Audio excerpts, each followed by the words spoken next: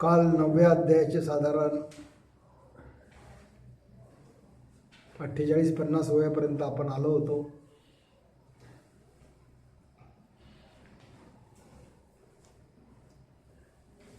आज 49व्या ओवीपासून बघू.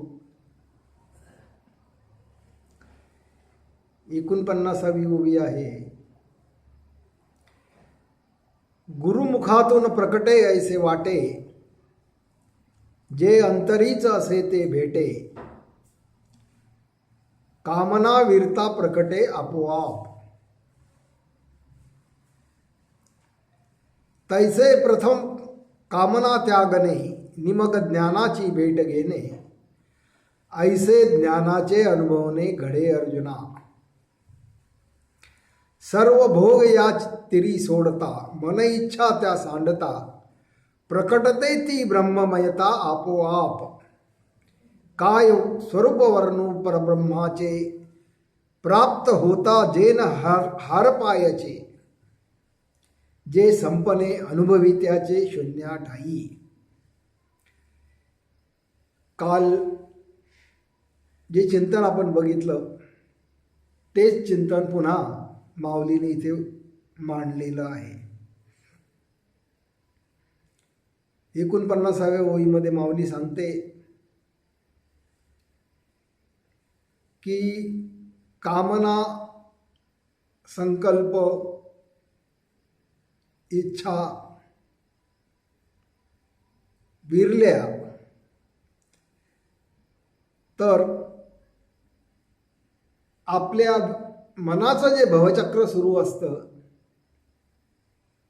ते भवचक्र थांबून जातं, मन थांबून जातं, निर्विचारता येते, निर्विकल्पता येते. आणि अशा या परिस्थितीमध्ये चारी अवस्थांचा निराश होत आपल्या अंतरात आधीपासूनच जे आहे,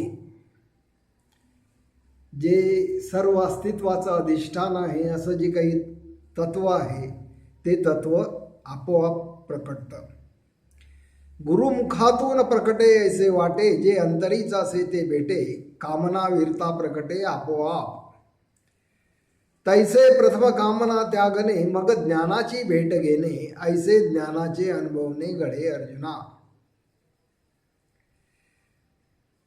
सर्व भोग या तिरी सोडता, मन इच्छा त्या सांडता, प्रकटते ती ब्रह्ममयता आपोआप. काय स्वरूप वर्णू परब्रह्माचे, प्राप्त होता जेन हरपायचे, जे संपने अनुभवी त्याचे शून्या ठाई. म्हणजे शेवटची जी परब्रह्म अवस्था आहे त्याचं वर्णन करताना माऊली म्हणते की तिथे अनुभवणारा असा कोणीही वैयक्तिक किंवा वैश्विक असाही कोणी राहत नाही. आणि सर्व विश्वाचं अधिष्ठान शेवटी ते निर्गुण निराकार तत्व असल्याची अनुभूती येते. आणि त्या निर्गुण निराकाराच्या अधिष्ठानावर हा सर्व चार अवस्थांचा भास निर्माण झाल्याचं तेव्हा समजतं. खरं म्हणजे हा निर्गुणाचा निर्गुणाला झालेला बोध आहे.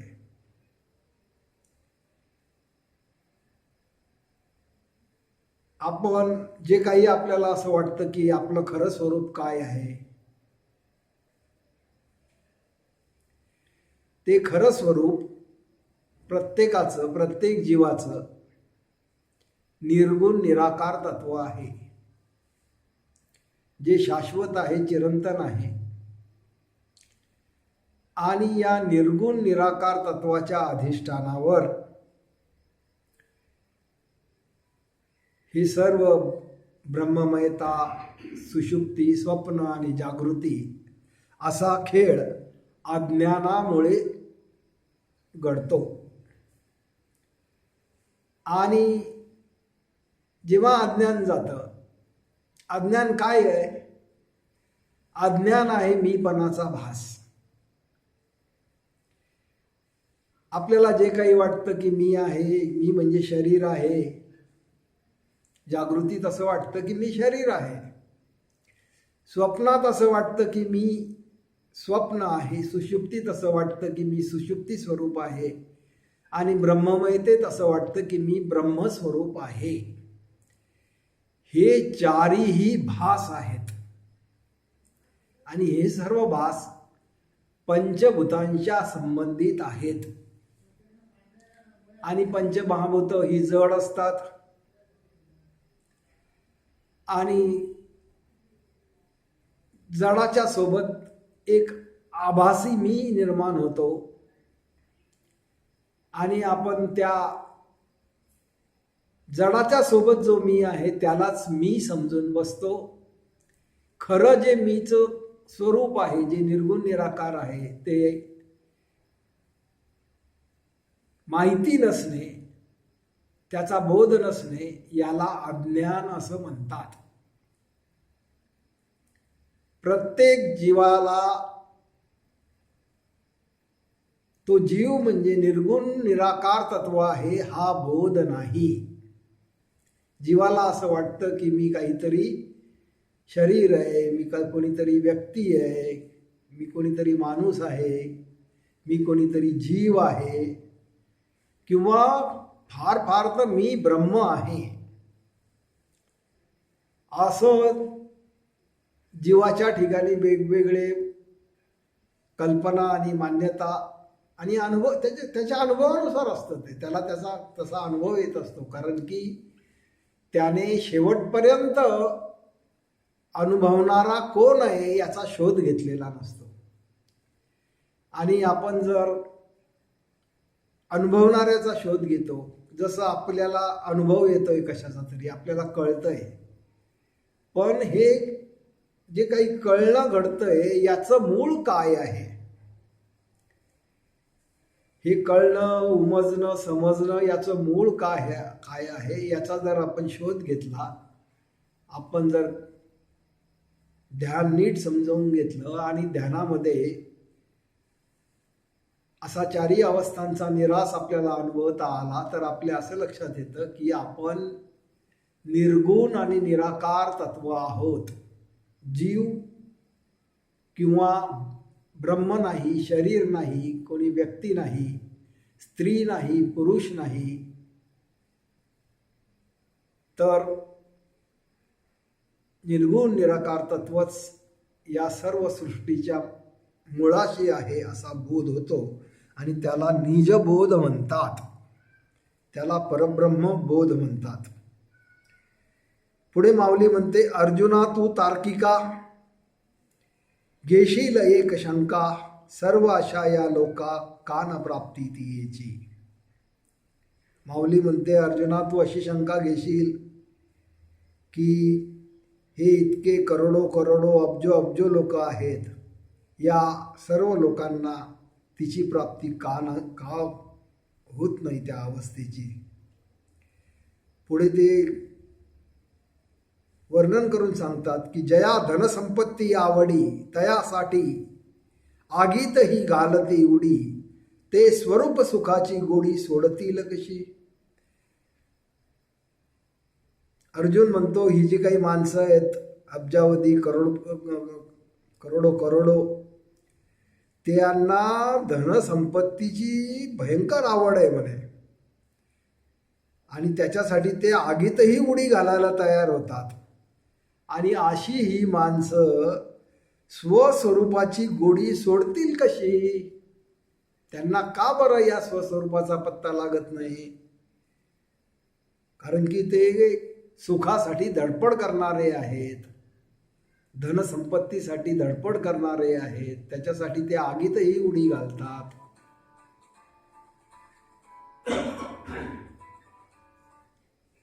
कोणतंही धाडस करतात. अशा या लोकांना या परब्रह्म स्वरूपाची प्राप्ती का होत नाही, असं अर्जुनाने प्रश्न विचारलेला आहे.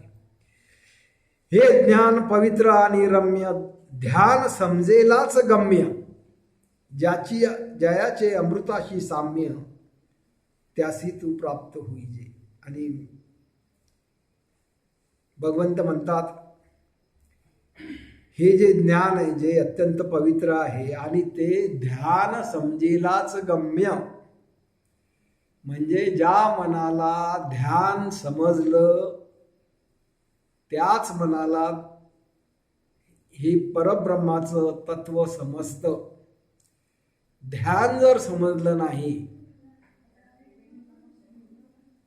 कोणीतरी जाणकाराकडून ध्यान समजावून घेतलं नाही, तर मग सर्व साधना एकाग्रतेच्या साधना होतात आणि एकाग्रतेमध्ये 4 अवस्था निराश होत नाही आणि परब्रह्म तत्वाची सुद्धा ओळख होत नाही. ऐसे हे जे सुख सांप्रतक कान जनासी होय प्राप्त, शंका उठेल तुझ्या मनात परिती त्याग शंका. अशा या धडपड्या लोकांना, प्रयत्न करणाऱ्या लोकांना, धाडस करणाऱ्या लोकांना हे परब्रह्माचं असं हे परमसुख का मिळत नाही अशी शंका तुझ्या मनात आलेली आहे. परंतु ती शंका तू त्याग म्हणे, तू ती सोडून दे. आणि ते मग कारण सांगतात की का बरं असं होतं, या लोकांना ज्ञान का प्राप्त होत नाही. तेव्हा ते दृष्टांत देऊन सांगतात, कासेतील दूध पवित्र आणि गोड, केवळ त्वचेच्याच पदराड, परी ते अव्हेरून गोचीड रक्तपिती. जसं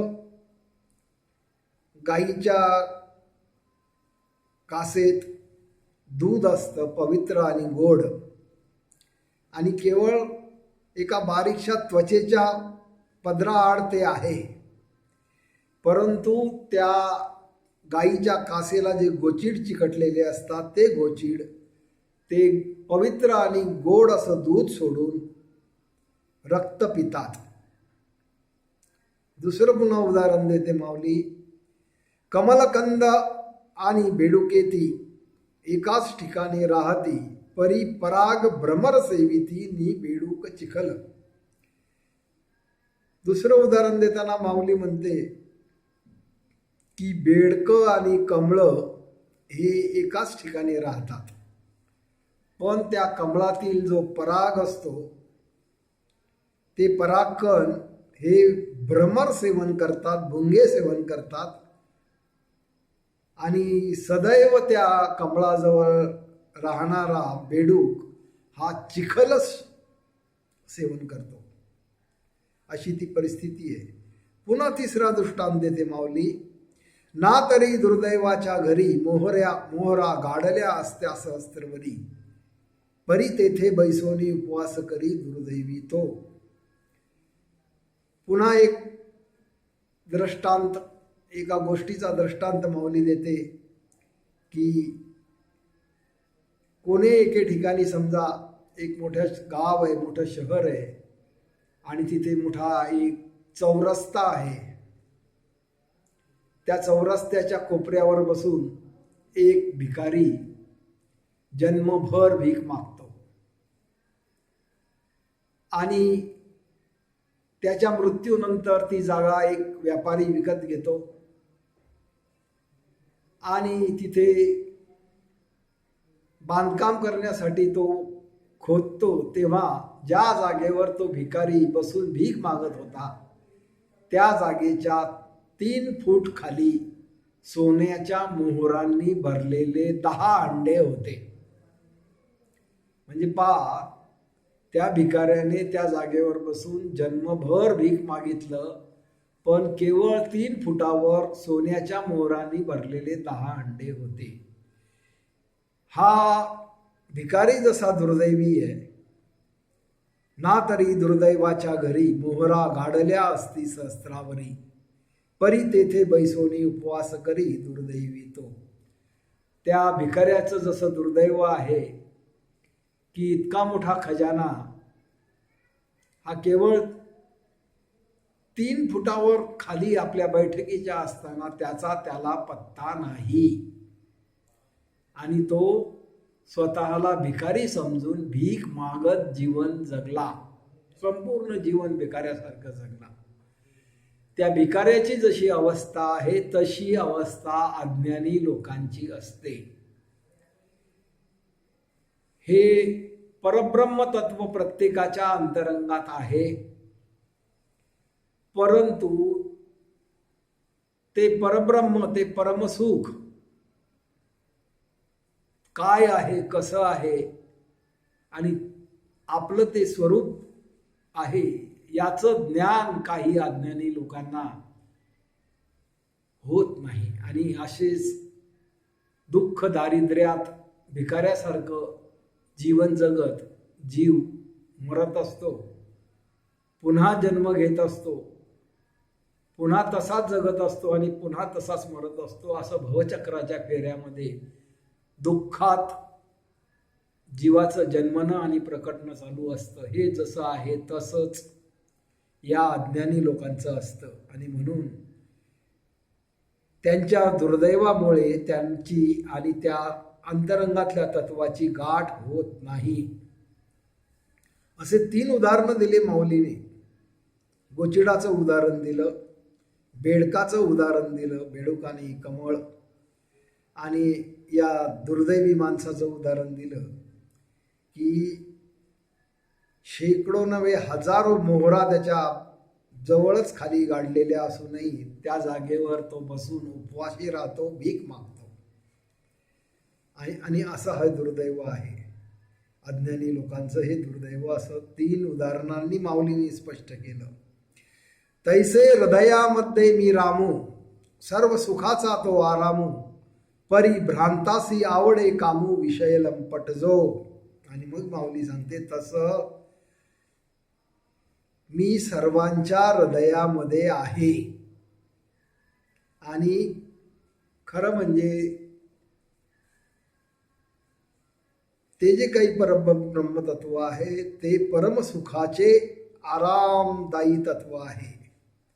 परंतु असं असून त्या तत्वाची भेट न घेता, त्या तत्वाशी एकरूप न होता, भ्रांतीत आणि अज्ञानात असलेला तो दुर्दैवी मनुष्य सुखाच्या आशेने विषयांच्या नादी लागतो, पंचज्ञानेंद्रियांच्या विषयाच्या नादी लागतो आणि शेवटी अतृप्तच मरतो.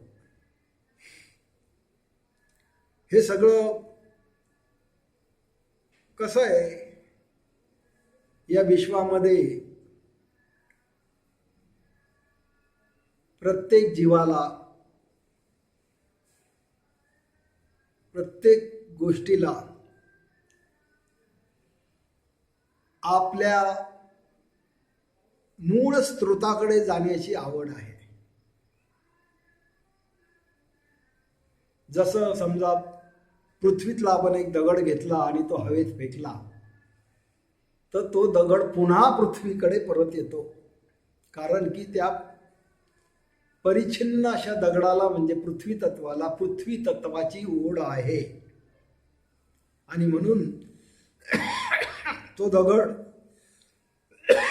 कितीही उंच भिरकावला तरी पुन्हा पृथ्वीकडेच परत येतो. किंवा पाण्याचंही तसंच आहे. पाणी जे आहे त्या पाण्याचं मूळ स्रोत खरं म्हणजे सागर आहे. आणि या सागरातून वाफेच्या रूपाने ढग बनतात, ढग पुढे येतात. ढगाला थंडी लागली की ढगातून पाण्याचे थेंब निर्माण होतात. त्या थेंबांना पुन्हा जास्त थंडी लागली तर त्याच्या गारा निर्माण होतात. त्या गारांना ऊन लागलं की पुन्हा त्याचं पाणी होतं. आणि अशा ढगातून पडलेल्या पाण्याचे मग नाले बनतात, मोठे नाले बनतात, नद्या बनतात, मोठ्या नद्या बनतात आणि शेवटी पुन्हा समुद्राला ते पाणी येऊन मिळतं. असं सर्व पंचमहाभूतांना आपल्या आपल्या मूळ स्वरूपाकडे जाण्याची ओढ आहे. तसंच हे जीवाठाई जो एक मीपणाचा आभास आहे, भास आहे, याचा मूळ स्रोत, याचं मूळ अधिष्ठान ते निर्गुण निराकार तत्व आहे. आणि म्हणून खरं म्हणजे आपल्या सगळ्यांना निर्गुण निराकाराची ओढ आहे. पण आपली बुद्धी असं म्हणते की त्या निर्गुण निराकाराच्या ठिकाणी जर काहीच नाही तर तिथे काय मिळणार आहे, तिथे जायचं कशाला. आपल्या बुद्धीला द्वैताची आवड आहे आणि म्हणून द्वैतात्मक असलेली ही पाचही इंद्रिय आपल्या बुद्धीला फार आवडतात. आणि म्हणून आपण सुखाचा शोध, आत्मसुखाचा शोध, परमसुखाचा शोध इंद्रियांच्या ठिकाणी घेतो, द्वैतामध्ये घेतो. आणि अशी बुद्धी अज्ञानी असल्यामुळे चुकीच्या ठिकाणी ती शोध घेते आणि शेवटी अत्यंत अशा दुःखाला प्राप्त होते. आणि हे वर्णन करताना त्या अज्ञानी माणसाचं दृष्टांत देताना माऊली म्हणते, मृगजळ देखोनी अलोट, थुंकी अमृताचा घोट, अव्हेरीला परिसाचा गोट शिंपल्यासाठी. हे सगळं कसं आहे, अज्ञानामुळे. खरं म्हणजे तोंडामध्ये अमृताचा घोट घेतलेला असावा, पण मृगजळ बघून त्या मृगजळाची इच्छा निर्माण होऊन तोंडातला अमृताचा घोट फेकून द्यावा आणि त्या मृगजळाच्या मागे जावं, अशी परिस्थिती या अज्ञानी माणसांची आहे. किंवा अव्हेरीला परिसाचा तो गोट शिंपल्यांसाठी. त्या अज्ञानी माणसाजवळ परिसाचा गोट आहे, परिसाची माळ आहे, पण त्याला जेव्हा शिंपल्या दिसतात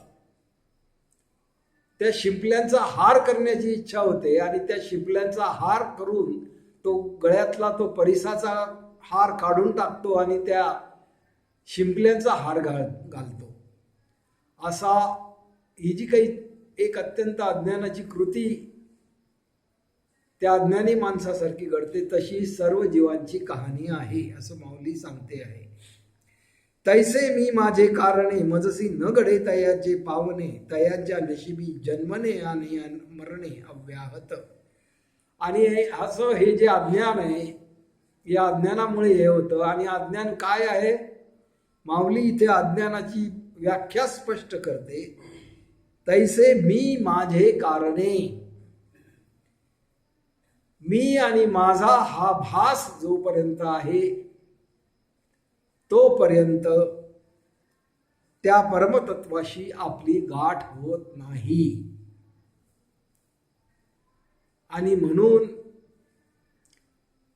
हा मीचा जो भास आहे, हा मीचा भास नेमका काय आहे, मी कोण आहे, मला मी आहे असं का वाटतं, याचा शोध घेणं म्हणजे अध्यात्म आहे.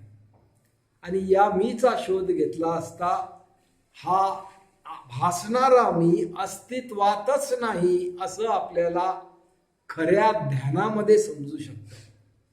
आणि असं जर आपल्याला खऱ्या ध्यानामध्ये हा बोध झाला आणि मी नाही, मी नावाची वस्तूच नाही असं जर कळलं, तर मी आणि माझा या दोन्ही गोष्टींचा निराश होतो. आणि मी आणि माझा या दोन्ही गोष्टींचा निराश झाला की चारही अवस्थांचा निराश होतो. आणि चारही अवस्थांच्या निराशात त्या परब्रह्म तत्वाशी आपली एकरूपता आपल्या अंतरंगात प्रकटते. पण अज्ञानी माणूस हे कधीही करू शकत नाही, कारण की अज्ञानी माणसाला मीची भयंकर प्रचंड आसक्ती असते. आणि ही मीची आसक्ती ज्ञानाला प्रकटू देत नाही, असं माऊलीने इथे स्पष्ट केलं आहे. तैसे मी माझे कारणे, मजसी न घडे तयाचे पावने, तया नशिबी जन्मने आणि मरणे अव्याहत. ही अशी एक प्रकारची गुरुकिल्ली आपल्याला माऊलीने दिलेली आहे की तुम्हाला वाटणारा मीचा भास हीच खरी अडचण आहे. आणि ही अडचण, ही उपाधी दूर झाल्याशिवाय आत्मबोध होत नाही. आणि म्हणून सगळे सद्गुरू आणि संत मीचा शोध घ्यायला लावतात. पहिल्यांदा मी शोधून काढा, मी कोण आहे. आणि या मीच्या शोधात मग आपल्याला सर्व खुलासा होतो. आणि हा सगळा शोध पुन्हा संतांच्या मदतीनेच घ्यावा लागतो. त्यावेळेस संत सांगतात की हा मीचा भास मनामुळे होतो. आणि म्हणून मन मी शोधायचा तुम्हाला असेल तर तुम्हाला मन म्हणजे काय हे शोधावं लागतं. मन म्हणजे काय हे समजवून घ्यावं लागतं.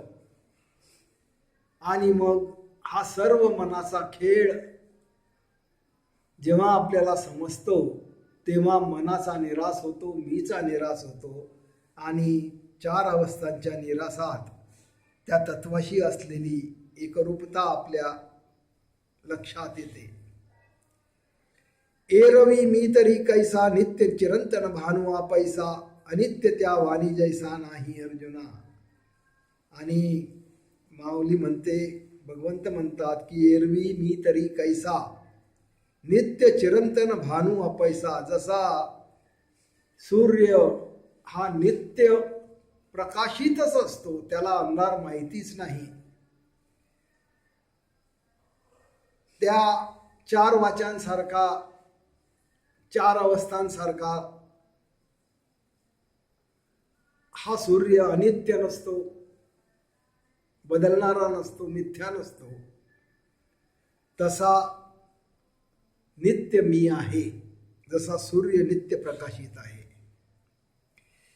माझाच विस्तार हे जग अवघे, वेगळे नसतीच ते दोघे. दूध मुरून दही लागे, तैसे विश्व प्रकटन माझे ठाई. तर पुन्हा एक एक गोष्ट माऊली स्पष्ट करते, भगवंत स्पष्ट करतायत की हे जे काही जग दिसतं, या ज्या काही 4 अवस्था आहेत, ते म्हणजे दुसरं तिसरं काही नसून माझाच विस्तार आहे. ते जे काही निर्गुण निराकार तत्व आहे, ते निर्गुण निराकार तत्वच सघन व्हायला लागतं. आणि अज्ञानामुळे ते सघन होतं. जसं दुधामध्ये विरजण टाकलं की दूध घट्ट होऊन त्याचं दही बनतं, तसं ते निर्गुण निराकार तत्व हळूहळू सघन व्हायला लागतं. अज्ञानामुळे पंचमहाभूते निर्माण होतात. प्रथम आकाश निर्माण होतं, आणि आकाश ही अत्यंत विरल अवस्था आहे. मग त्याच्यात थोडीशी सघनता येते, तिथे वायू निर्माण होतो. वायूच्या ठिकाणी हालचाल होते, आणि त्या सगळ्या हालचालीमध्ये तेज निर्माण होतं, उष्णता निर्माण होते. आणि हे जे काही वायू आणि तेज आहे, यांच्या ठिकाणी पाणी निर्माण होतं. पाणी हे वायूचं स्वरूप आहे. वायूच पाणी बनतो. तसा तो निर्गुण निराकार तत्व आकाश बनतं, आकाशच वायू बनतं, वायूच तेज बनतं, वायूच पाणी बनतं. आणि हे सगळे 4 तत्व मिळून, हे सगळे पंचमहाभूत मिळून पृथ्वी तत्व बनतं. आणि अशा प्रकारे निर्गुण निराकारापासून या पंचमहाभूतांच्या प्रकटनाद्वारे सृष्टीचं प्रकटन होतं. कारण की ही जी पंचमहाभूत आहेत, या पंचमहाभूतांची प्रकटनाची प्रक्रिया म्हणजेच तुर्या, सुषुप्ती, स्वप्न आणि जागृती आहे. या 4 अवस्था आणि या महाभूतांच्या प्रकटनाची प्रक्रिया भिन्न नाही.